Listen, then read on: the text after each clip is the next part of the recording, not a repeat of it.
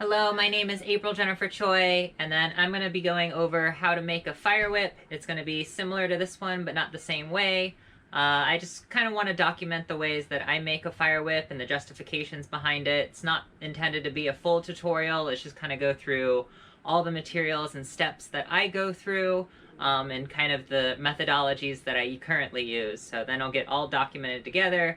And since it's now faster for me to make a new fire whip than it is for me to repair an old one, I'm just going to be replacing this one, as you can see has gotten a lot of love, with something of a very similar style. So we're going to start off just making a handle, getting that all epoxy together so that that can dry and cure while we do the next steps. So let's go cut some handles. So for the first thing I usually do is cut my handle length. This is an 18-inch handle. For myself, I'm going to probably go a little bit longer. I'll have a collar on this, so there will be a little extended section to get back around this length, but I kind of want to aim for like a 16 or 15-inch handle. It seems just like a more appropriate length for me. So first thing I'm going to do is mark where this is to cut that 15 to 16-inch handle. So 3, 6, 9, 12, 15.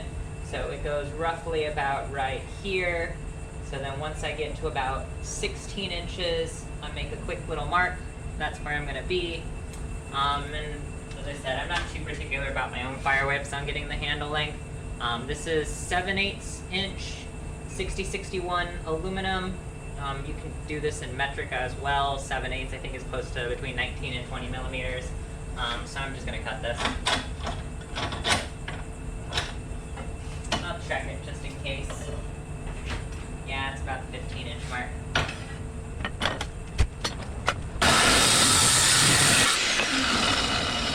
So there's the start of the fire whip, a 15-inch handle. I keep a little thing of water right here, so it's just water just to cool out the aluminum or the steel a little bit faster, so I can handle it. And then the next thing I do is taking a file of some sort.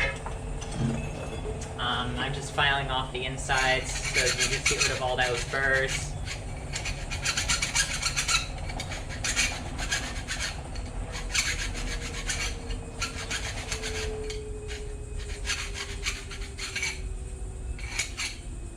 Same thing with the other side.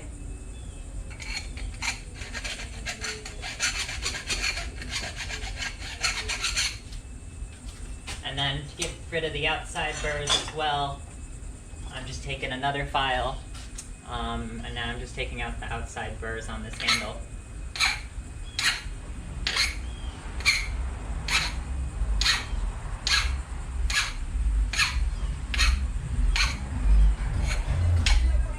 So now this handle is already cut and burr free. As I said, I'm going to do a collar on this one.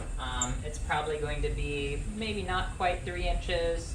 2.5 seems, 2 is a little short, 2.5 seems about right. So I'm going to cut a collar about 2.5 inches. We'll use the measuring tape for here. As I said, for my own fire whips, I'm not as particular comparatively for other people if I'm making them. I will be much more precise and exact. This is like, I think like a 58 thousandths 1-inch OD, so it's a little bit, the ID is probably close to like 0.877 or something like that, and that just means that this can easily slide over the handle part that I'm going to have.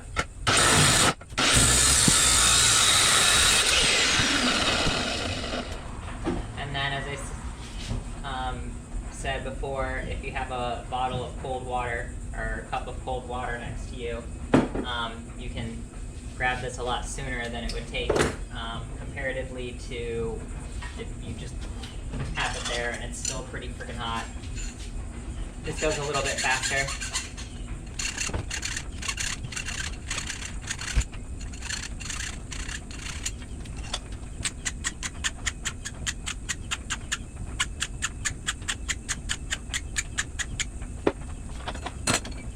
That means I now have a 1-inch OD collar that fits over a 7/8 OD handle, giving me that kind of interesting little handle design here. And then for mine, I like a little bit of back weight in my handles, so I ended up going to counterweight this with a Steel Slug.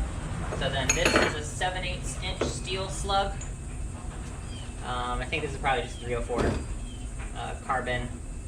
So I'm going to cut this, and I usually like somewhere around the same amount of weight, somewhere between American units. It's going to be like somewhere between 2.5 and 3 inches. 1, 2, 3, 4, 5. So that's between 5 and 8 centimeters. As I said, I'm not as particular about my own whips, fire whips.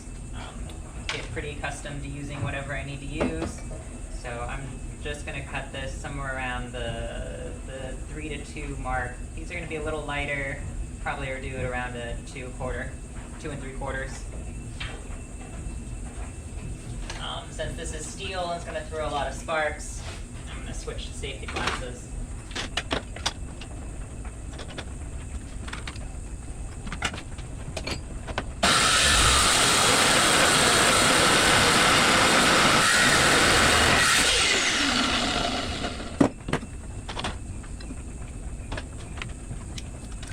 And I think that's going to be all the metal that we're going to need to cut.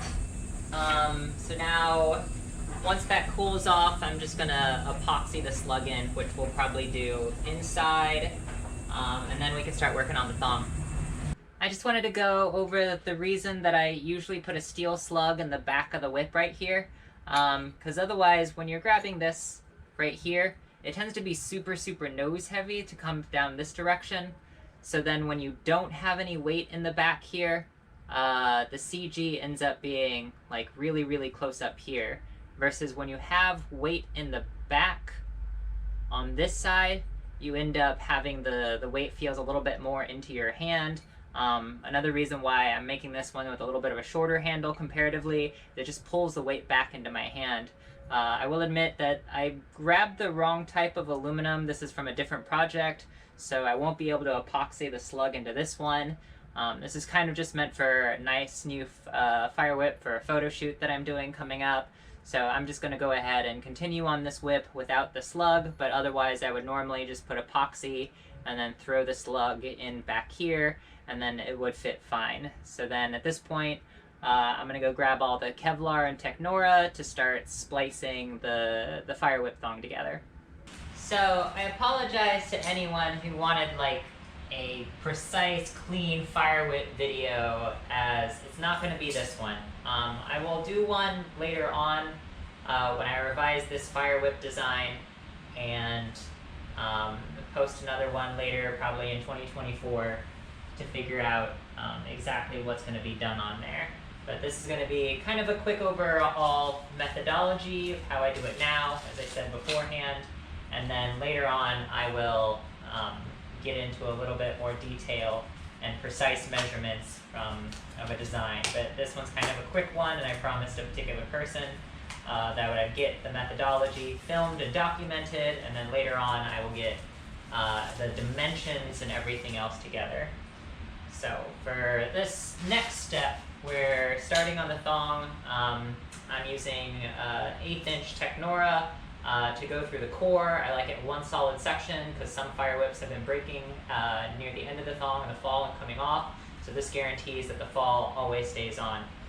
A trick that I use to make sure that the splicing goes a little bit easier is after I cut this, I'm just going to put a little bit of super glue on the ends, and that will make sure that this doesn't fray as quickly. And then if you cut it as a little bit of an angle, it's a little bit of a sharper point comparatively if you cut it straight across. So I'm just adding a little bit of super glue onto each one of these ends so that it will soak in. And the reason I took this plastic off is because therefore I can roll this together, get it nice and tight, get those points super sharp, and then with the plastic I don't actually have to touch the end. And then this can all go back together, and now I have a piece of roughly 7.5 foot 1/8 inch in Technora. Generally I use between 7, well, depends on the whip length, Usually you want 18 inches for fall for most whips, between like 6 and 8 feet, and they'll vary beyond there. So then I'm going to back this up and then figure out what the length of this whip is.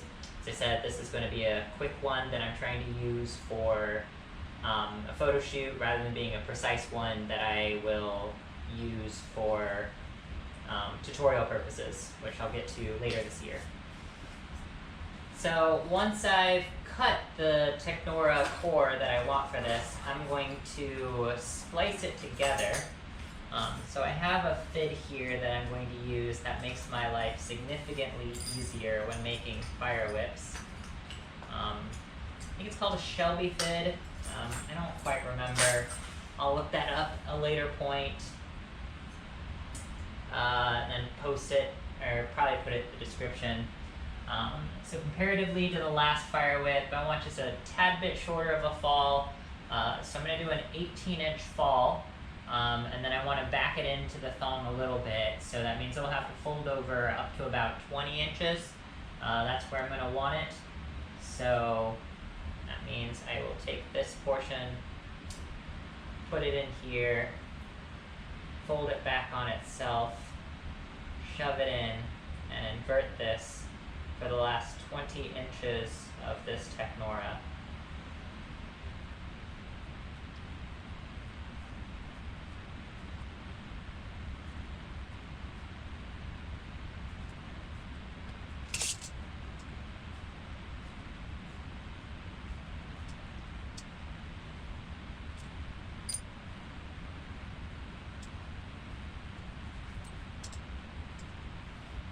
So I have 20 inches of Technora spliced on the end to double up. This will act as the fall. This will run the entire length of core, and now I just need to throw a loop over this end to have it so that this will be what I tie off on when I do the bolster and the two bellies. So it's pretty easy at this point. All I'm doing is taking that and putting it in my fid, folding it over, placing it in. And this is just going to be a berry splice, B-U-R-Y, because I'm not going to be putting like tension load to need a Brummel splice or anything. It just needs to be a loop that I have the rest of my bolster and overlay to go around. So as long as I keep a small little loop here, this is what I'll attach my bolster through, and since the screw is going to go all the way through the length of this, or sorry, through the diameter of this, I'm not worried about this pulling out. So at this point, I'm going to start cutting for the bolster and laying out what I want for the overlay. As I said, I apologize. This is going to be a little bit more by feel than it will be by precise measurements, as I'm just trying to get this methodology documented, and then later on down the line, I will get everything else and precise measurements in a future version of this video. So I'm going to be doing a bit of math, and then I'll tell you what I end up cutting probably in the next cut. So I am going to do a more precise, in-depth tutorial later this year, which is 2024, on an updated design, just because I feel bad with how imprecise this one is going to be, and I do want to get that a little bit nicer later on. Let's see, what am I doing here? So for the core material, so I back calculated a lot of things by making sure that my drop, or at least my 8 plat is going to be about 44, so therefore my 6 plat will end somewhere around 33, and my 8 plat will end about 22, 4 plat will end about 33, 6 plat end about 33, and then the 4 plat will end about 44 for the overlay. So then for the 6 plat, just back those up just a tad bit, so they'll end at 18, and then that'll end the 6, and then the 4 will end at somewhere around the 28 point, which means I want the bolster to drop off also somewhere around the 28 point.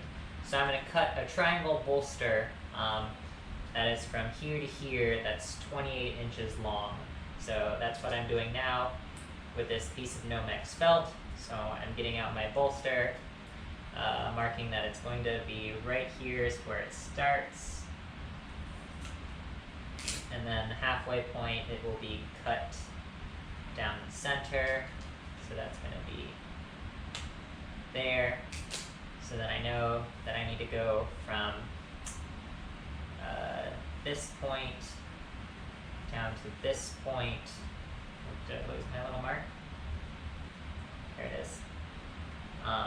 With this being the center pivot.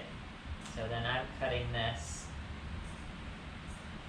toward the other corner to get a nice triangular shape out of my bolster as it wraps around my core. So there's that. Flip this over so it's easier to cut. And what the bolster does is, for a leather whip, it adds weight to it and rounds it a little bit. For a fire whip, it's to add fuel absorbency. So then this portion is a lot more fuel absorbent than the wick. So this one will absorb the fuel a lot better. And then, yeah. So then I will be cutting these from my longest pieces, which is the overlay. So then the overlay is going to go to 44 inches and then come back here. And it will be 2 of those that comes out. So you'll need another point of that length.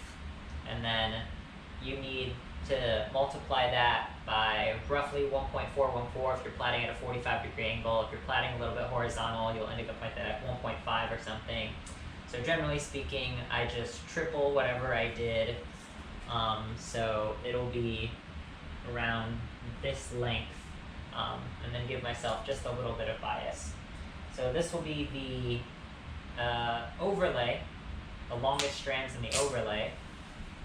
So then I need another one that's that section. So that'll go to here. So those 2 pieces will be the longest strands in the overlay. The next longest strands will be dropping about the 33-inch mark, so same thing, and then getting that 33-inch section. I know I'm going to be tripling this and giving myself a gap. So there's the 1.5 times the length, and then giving myself a gap.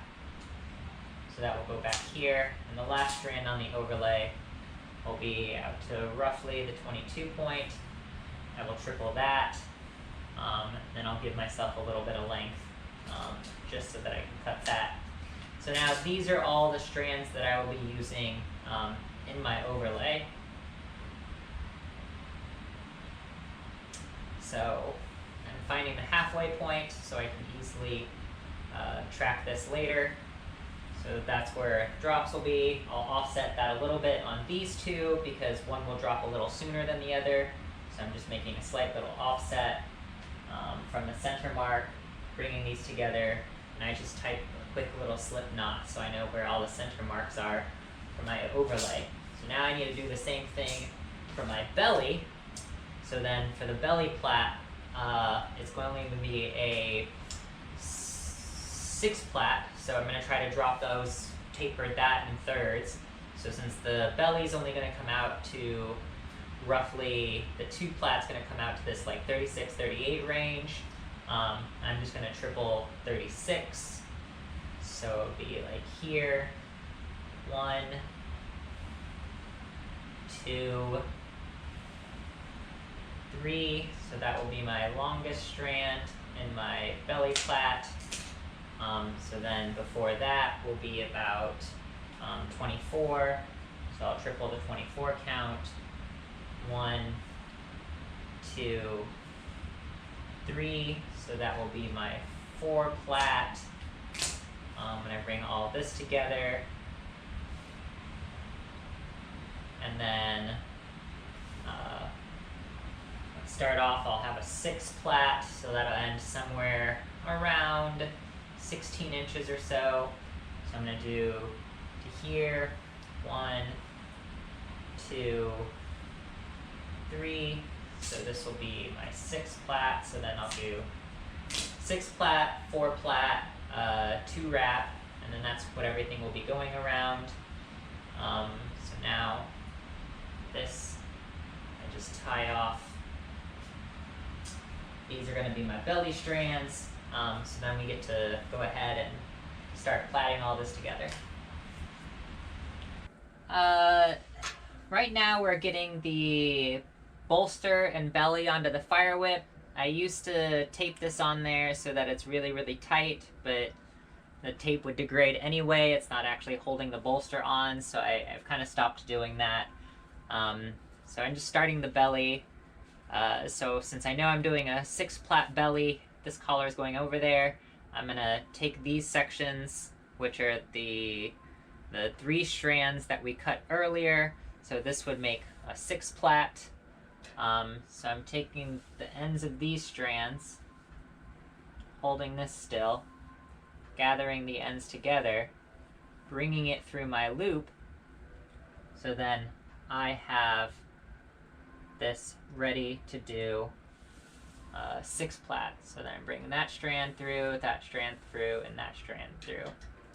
Now one small thing is, since you try to start off here, it's going to be a little awkward to do a 6 plat right off the bat. I take the 2 smallest strands, which is going to be the same strand, and I lay them down like this because I'm just going to do a 4 plat over this to start with. So I cross these over so I can have a nice little start to my 4 plat, bring the outside 2 across. So now these 2 go on the inside, this goes on the outside like that. This is just like the generic start you have for a 4 plat, bringing that all the way through. And now I get a 4 plat till I get to this point where I feel a drop from the Technora, which means now that I have a drop in the Technora, I'm going to be adding my bolster. So this is when I take my bolster here. I'm just pushing it toward the center because I know where that's going to be anyways. Now I'm taking my bolster and I'm wrapping it around here, so I have a nice tight round bolster that I will be plaiting over. Now I can take this strand, bring it over back, and lay it on top of that bolster, and I know that's going to hold still. As I said, that bolster is not structural, it's just making sure that I have a place for the fuel to go, so then I can continue with my 6 plat, and this 6 plat will continue down the length of the whip. So now I have all these sections that I can do my 6 plat on until I have to have my first drop. So now do a quick little reset, bringing this up so I can start my new clamp section. Taking these strands out, now I'm rewrapping the bolster so it's nice and round around my core, and then I'm continuing to plat just like you would a normal 6 plat, and then every so often I'll have to readjust my bolster, pull strands through, and now I go back to doing my 6 plat. And this will go on for at least the 6 plat section, but this is a fire whip, so I plat this pretty darn quickly. I guess you'll see the timestamps to see how fast this goes when you look through it on the video, and I can see it later. So then I'm just keeping that bolster wrapped as I continue to do my 6 plat, bolster wrap, Another section of 6 plat. Double check to see how it looks. So I'm going to be making a lot of this by feel, and then I will drop when I essentially run out of the Kevlar. So keep going with my 6. Readjust my bolster. Go with my 6 a little further. This is about, oh, not quite to the halfway point yet. So I'm just gonna keep plaiting this. Might be getting out of view for you all, so I'm gonna reset this real quick. Make it easier for everybody to see, as well as make it slightly easier for me to work. Compressing that back down. Now once again, I'm just working down the 6 plat section of this first belly. So this is the first belly. I keep plaiting. I'm gonna run out of bolster pretty soon here. In which case then I'll be switching over to my 4 plat. Bringing that around. I'm getting to my first drop already, so this is where I'm going to be switching to a 4 plat. Moving this, bending that bolster back there. I got a couple more crossovers before I get folding my bolster over. Now I am to the point. I'm not too worried about this particular tail because this is the first belly, so as long as that gets nice and covered, I will have plenty of tolerance to make sure that doesn't fall or poke out of the overlay. So now we're at the 4 plat section of this fire whip, getting pretty darn small and thin, still making sure that I'm wrapping that bolster all the way around the core. And this is just your standard 4 plat until we run out of that as well. And that is just about done. So that finishes, or at least really, really close, finishing the belly on a fire whip. And that's it. So we drop just as we get to the end of the fire whip. So I got these 2 strands that I can pull down a little bit further, so about right here, so then the overlay will end right on top of that fall. So I have that. I'm just going to clip this and then clean a few things up, and then we'll get started on the overlay. We're going to do the overlay for this fire whip. Hopefully this will be a little bit better of a view. I'm going to stand off to the side so that you can see what's going on. This was the tie-off point that I had for when I cut the overlay strands. So now I'm taking these strands and I'm laying them in a way that I know where my halfway point is. So this way I can gather the rest of my ends over here, and I know how to put this through my top loop. So when I grab all of these ends right here, they can go through my top loop like so. And then once I pull all of these strands individually, I know that this will be the start of my 8 plat overlay. So this gets all the way to the middle point right here. So now I can have 2 of these strands go forward, 2 of these strands go backwards, and now I can start my 8 plat. So same thing when we did our 6. I'm going to find the shortest 2 strands, which are this 2 right here, I'm going to bring them on and start with a 6 plat, just because this part right here is going to be thinner, and then this is what's going to be going into the handle, and then that's going to be the thong that's sticking out. So I start this by having these two go down the center to start a 6 plat. So the first two come up and over and cross. And the next one is this one over here. That's also going to come over, cross. Same thing for the other side, over, cross. And now this back one has to go around the back to have it lay just a little bit nicer when we are doing a 6 plat. This one stays on the inside. This one comes around over here. So now we have that start of the 6 plat, and also have the 2 strands that run in the center. So I can feel these 2 that run in the center. I'm going to keep them there. I take this, bring it around. Take this one, bring that around. And then now I can start my 8 plat. So I'm bringing this under 2. This one over here is going over that one, under 2. Now I have the inside strands that I can now bring in. I'm going to bring this over 1.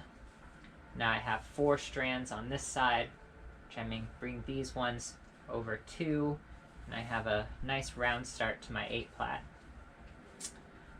So that one's over 2. I'm going to actually, this doesn't look as nice as I wanted to. I'm happy with that. I'm going to take this one, bring it around, bringing that over 2. And this is when I get just a little bit stiffer, because this is the transition zone. So you can see me pulling that a little bit tighter, bringing that around, and now a really nice start to my 8 plat.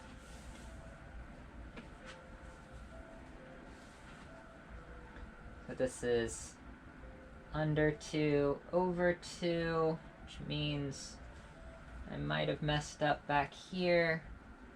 Yeah, I did. So I'm going to walk this back over 2. So this is under 2, over 2. Clean that up. Yeah, made a mistake. Caught it, fixed it. Under 2, over 2. Under 2, over 2. Under 2, over 2. And this is probably what's going to take you the longest amount of time. So that will fit neatly in the fire whip handle. I'm just going to open this up so that it'll sit a little bit more in view. There. And this is going to be, for most people, this is their longest part of the whip. I'm kind of curious how long this is going to take me to plait. So I'll have that timer going. And this will likely be in time-lapse mode. The drops are the same. It's just not going to be super interesting watching somebody plait a fire whip for like 15-20 minutes.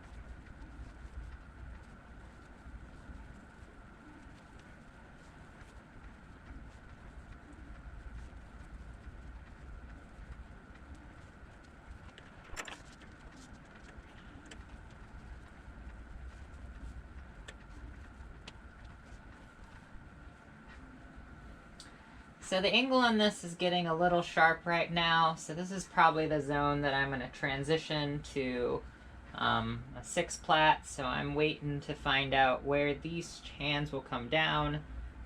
This one will come down here, this one will come down there.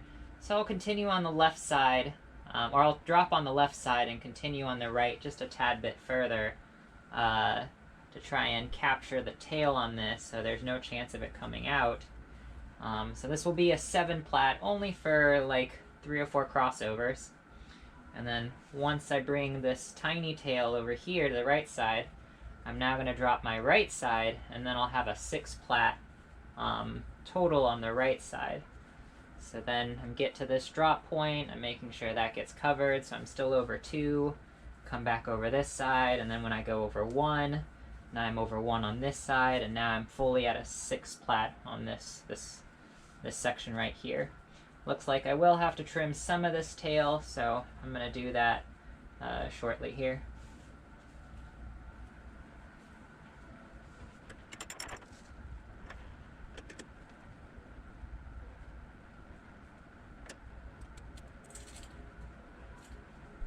It's not much tail, it's just to get that drop a little bit smoother.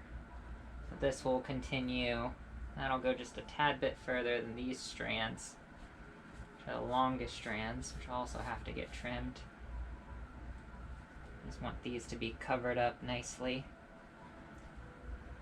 So I'm taking this tail down here. That'll come over that. So now I'm just going to do a 6 plat over this length right through here.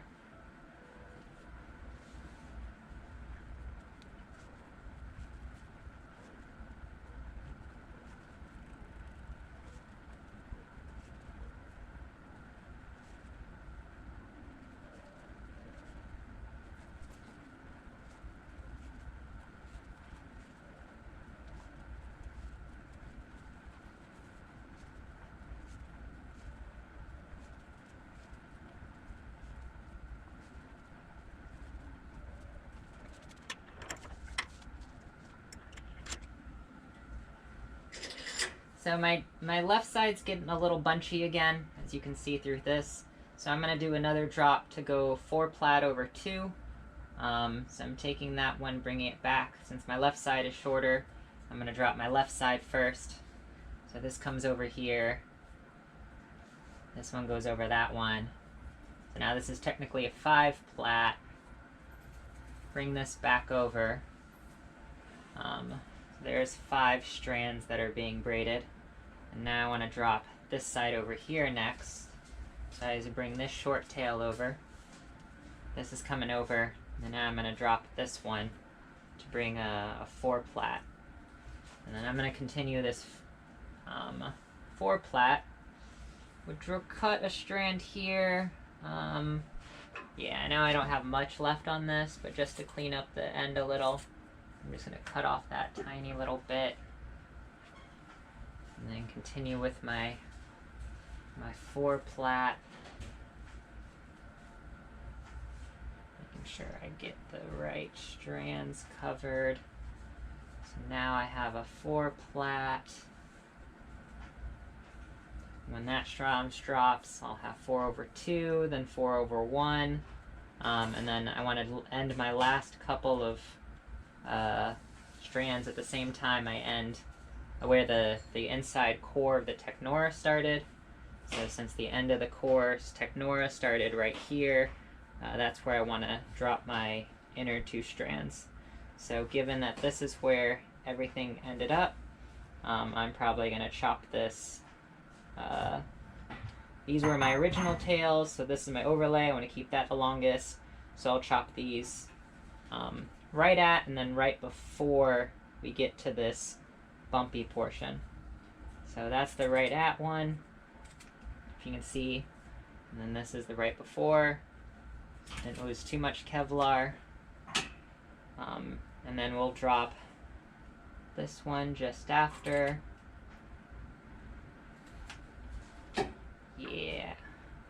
So then when we finish our 4 plat right here, I'll have 18 inches of fall left, and that'll wrap up nice and cleanly.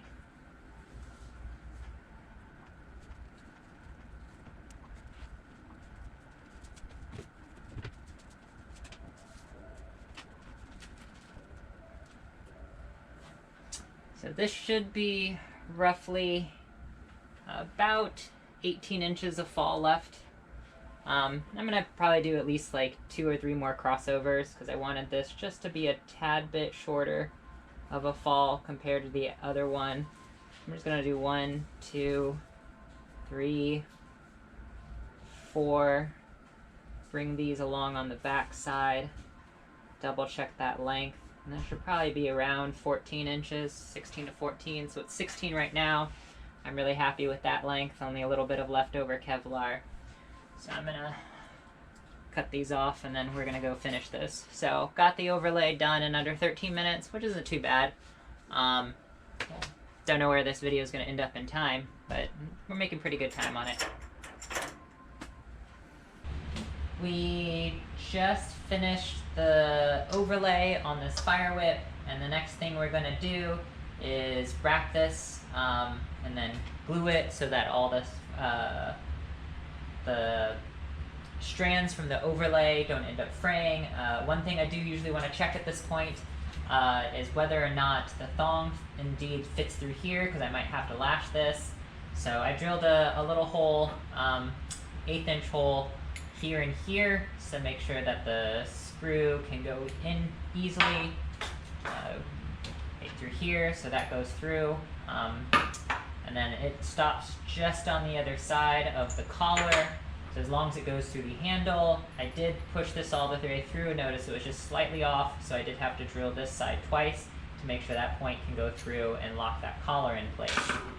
I'm checking to see how deep this will have to go in order to be able to go through it. So placing the thong, grabbing the end here, bringing out where the screw would go.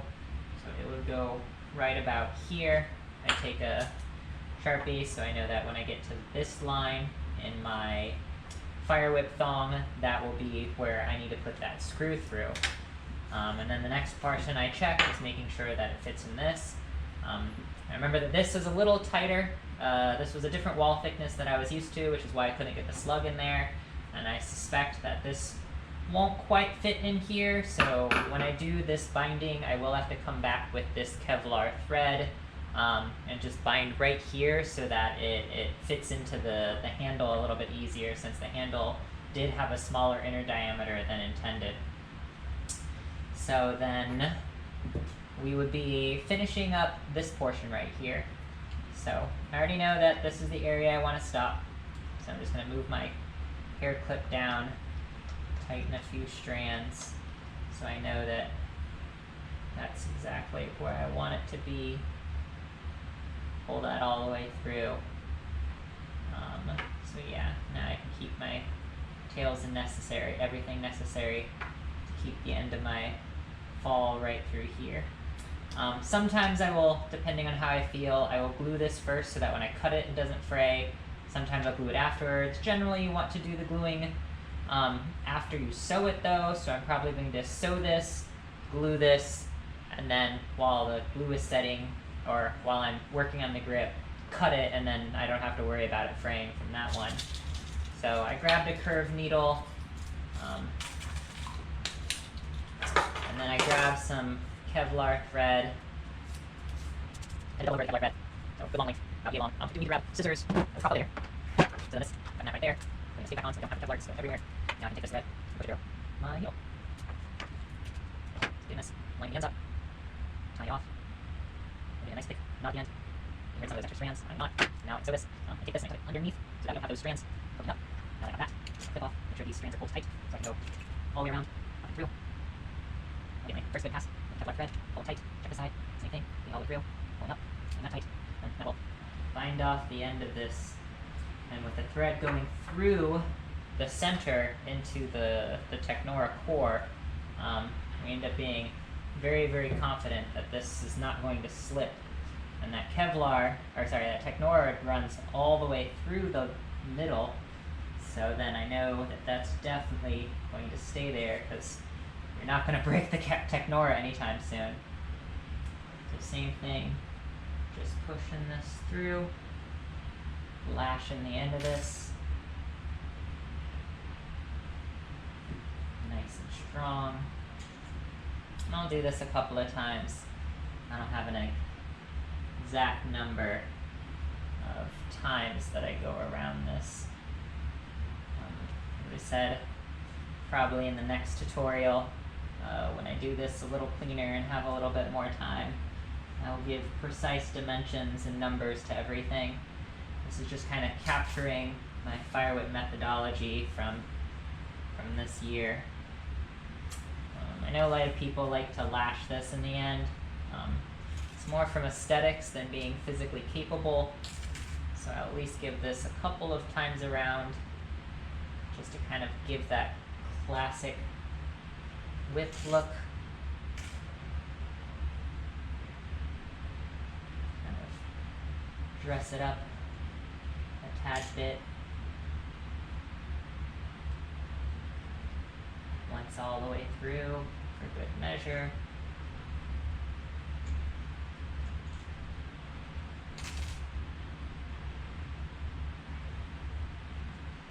Now you can tie this off and then hide the tail.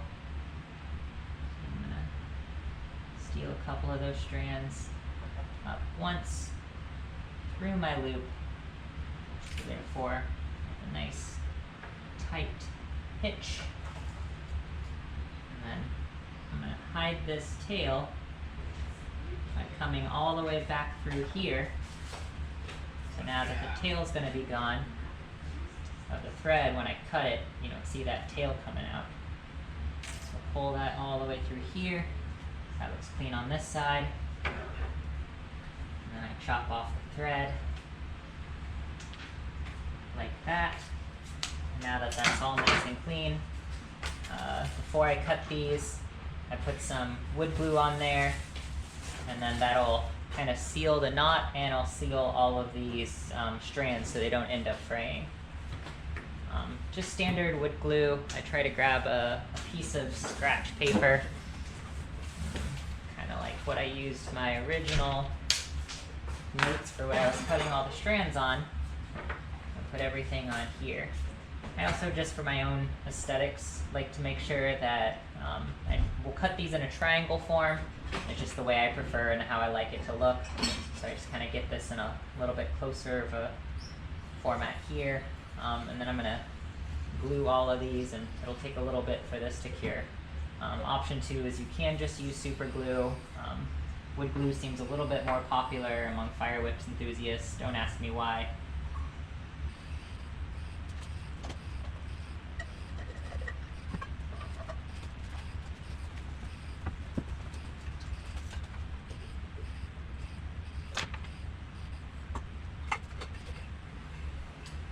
Sweet.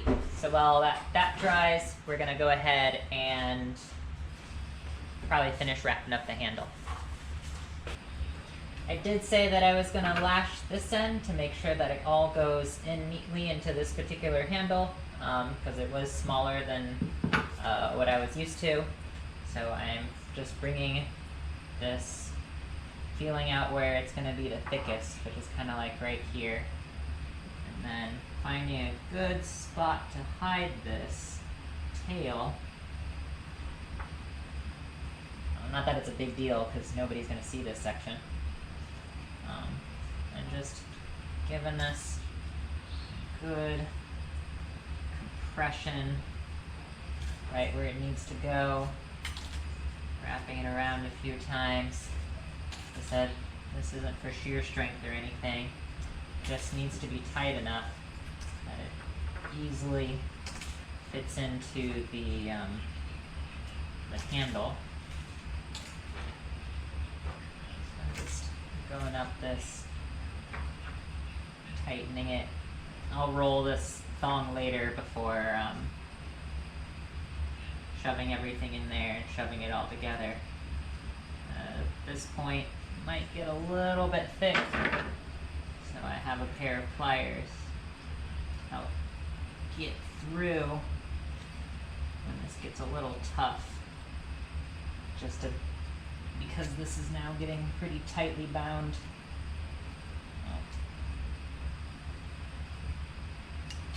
In the next video, I will try and get everything together and set so you can see how this will properly fit into if you have like 5/58 thousandths wall thickness for your handle, you don't have to worry about binding this.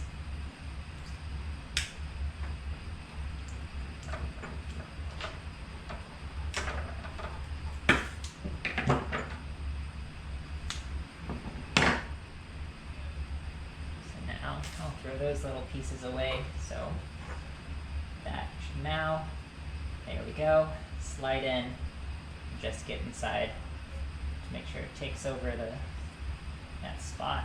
I'm going to draw a quick little dot to make sure it is in fact where I want it to be. So it's going through a little bit there, so I do want to go a little bit deeper than that. So noted when I get this collar in place, I will be pushing that down a little bit more so it grabs onto it. So the next thing we're going to do is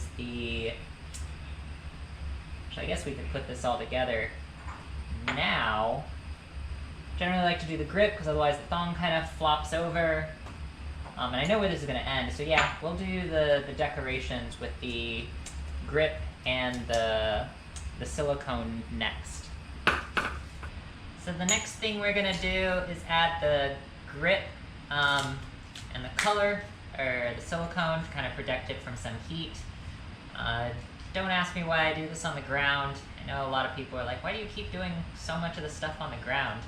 And at some point, I just got used to doing gripping stuff on the ground, so now I just consistently like to apply grip while I'm on the floor. I can't tell you exactly why. I'm just locking this in place so I know where that collar is going to end. And then I'm just going to wrap this grip. Oh, I also added this chair tip so that it's not damaging the metal if you were to drop a fire whip on your tosses. This is just standard tennis grip, so this isn't going to be the most spectacular fire whips. This is just to kind of get methodology down now, and then I'll get a nicer video with all the measurements and everything a little bit more precise in a future video. You can use nicer grip as well. Tennis grip is pretty easy to apply. Out there. There's tons of videos for like fire styles and whatnot. There's various different opinions on what type of grip to use. This particular grip, not really picky. Find something that'll be nice to show up for photo shoot.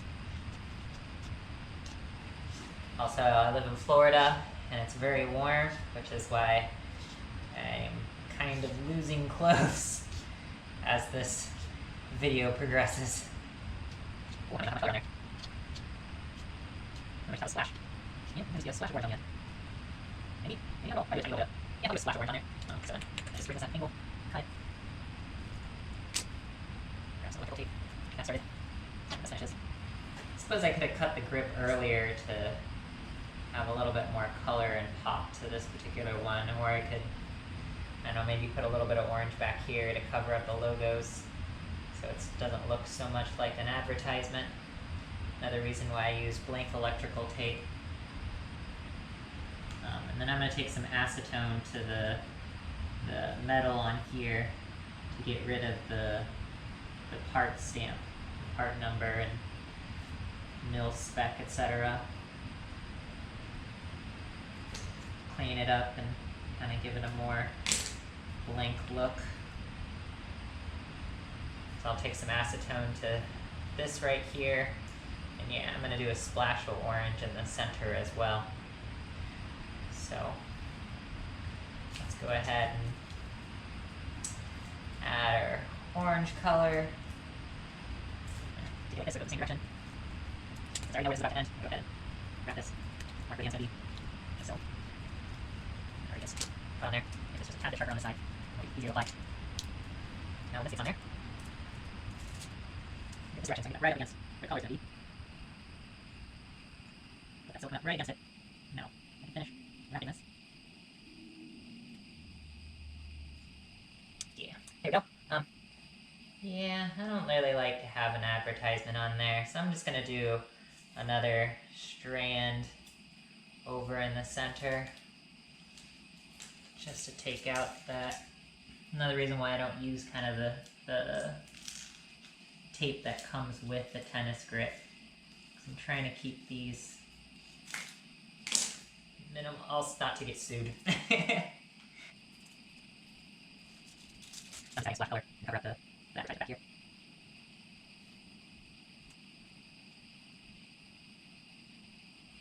Also, I think that gives it like a nice solid idea of the center of the handle. Yeah. So I'm gonna take some acetone to get rid of this, and then I'll attach the handle, or attach the thong to the handle. The next thing I'm doing is just taking off the ink on this. So a little bit of acetone, and the ink will come right off. Polishes this up a little bit, just to give it a final clean look. Checking to see if there's any spots on here. That's going to get covered up anyways. And then that gets to go in the trash. And then we're going to cut the strands because they should be dry by now. So I just need to remember where I put my scissors. Come back here. That feels pretty dry. So I'm just going to and put the ends, add a little more glue again, just keep it spraying. So here's strand number 1. Make sure I don't cut the second one, strand number 2. Not quite dry enough, strand number 3. So I will add a little bit more. This way. Yeah, add a little bit of extra glue. I'm going to use super glue for this to go a little bit faster. Just to the ends there, so the doesn't fray anymore. Do that in a little bit so we can move forward. Actually, what are we at this point? Added that. Probably. Yeah, we'll actually add that because I want to roll the thong to get it a little bit rounder. So this is just standard rolling of a whip. Just kind of massaging this out, getting it a little bit rounder. Normally there's a handle here, so I use the edge of this so I don't hit the hat. And then fire whips, you don't really need to like put a lot of pressure because it's going to be absorbent anyways. So it's kind of squishy comparatively to like leather or nylon. I don't think I really need to be using a rolling board. It's just going to slide a little bit. So I'm just using this, kind of massaging out, getting a little bit rounder. Yeah, a couple places where it's just a little lumpier. Yeah, there. Rounds it out. It's a good looking thong right there. So now we're going to get to the assembly of the thong onto the handle. I know that that's the point I need to get to for the collar to get on there, getting up to there, and then this needs to be able to get to that point right here.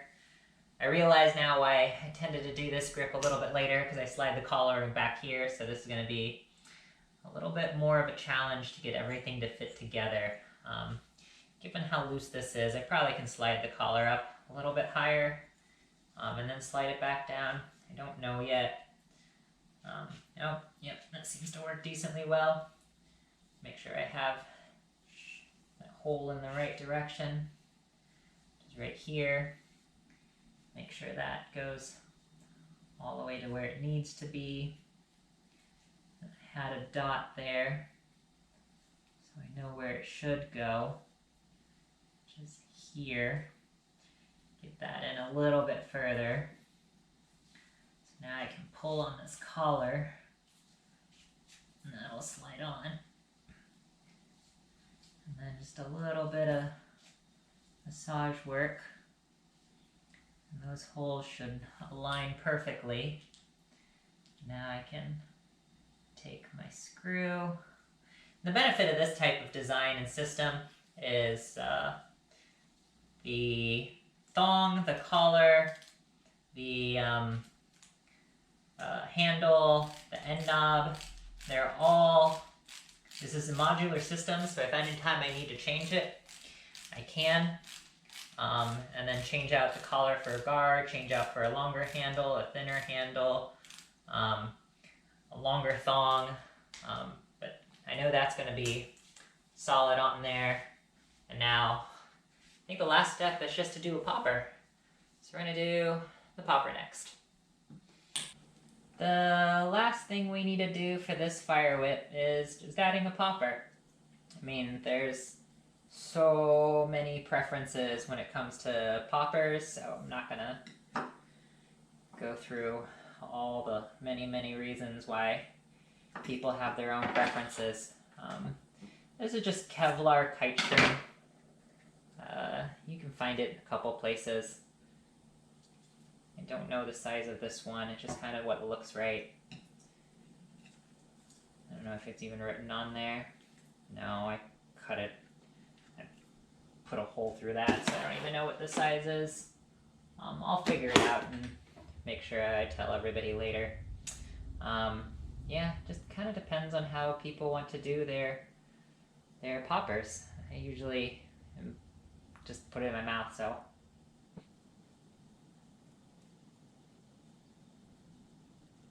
This is probably one of the ugliest ways of doing poppers, so I do not recommend doing it the same way that I do. I usually try to clean the popper up afterwards, which is a lot of extra time, so probably don't do it this way. I can't tell you why.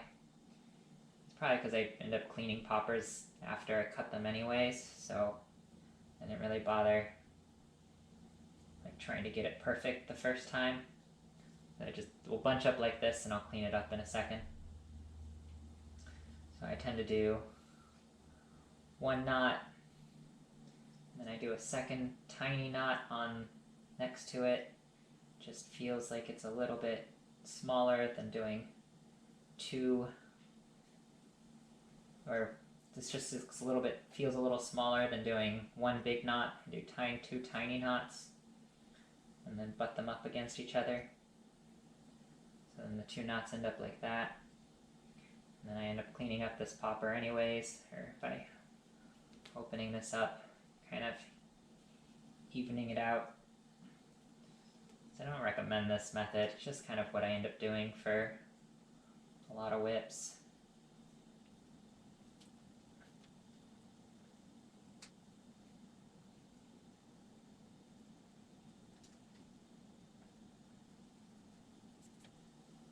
But there's a fire whip popper. Now I can take the end, poke it through, take out my fid, open up my popper, put that all the way through.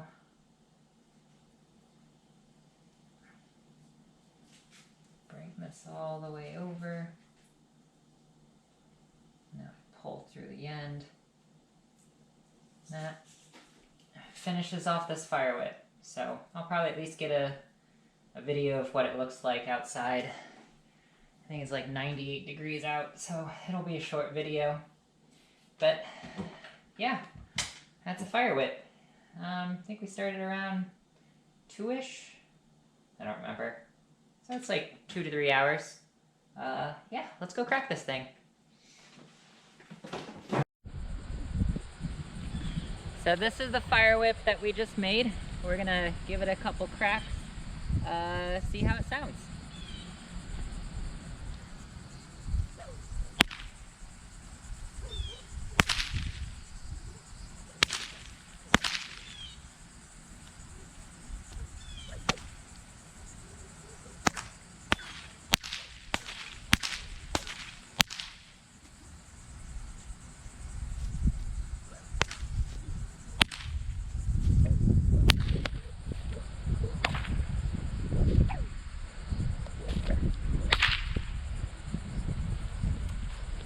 Looking pretty nice. Well, thank you for that fire whip build. Hopefully you all enjoyed it. I'll get a little bit more detailed one later this year. Otherwise, hope you all have a fun time making a fire whip.